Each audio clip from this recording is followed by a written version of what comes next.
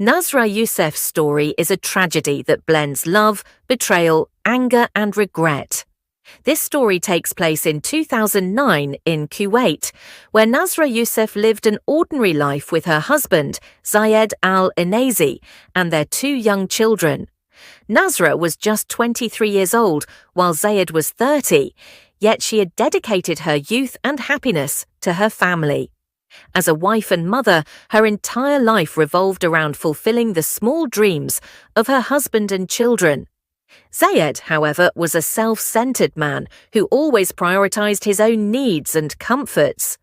The early days of their marriage were happy, but over time, Zayed's behavior began to change. The love and respect he once had for Nasra turned into indifference and neglect. Then, one day, Zayed announced a decision that shattered Nasra's heart. He wanted to marry another woman. Zayed justified his decision by saying that Islam permits a man to have 4 wives and that he was now seeking a new relationship. Nasra pleaded with him repeatedly, asking him to reconsider for the sake of their relationship and their children. But Zayed remained firm in his decision, showing no regard for Nasra's or their children's emotions. A month later, Zayed chose his second bride. Every day, Nasra wrestled with the thought of how her husband could replace her with someone else. Anger and humiliation built up inside her like a volcano. When the wedding day arrived, Nasra was broken from within, but hid her pain from everyone. On the wedding day, a grand tent was set up with separate sections for women and children, while the bride and groom had a separate tent nearby. Nasra attended the wedding, but a sinister thought had taken root in her mind. She decided to channel her pain and anger into one single act: revenge.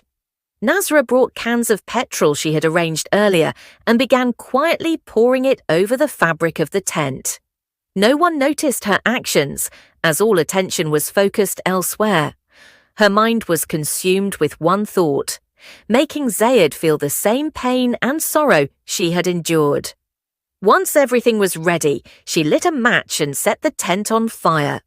The weather in Kuwait that day was scorching, with temperatures reaching 51 degrees Celsius, 123 degrees Fahrenheit.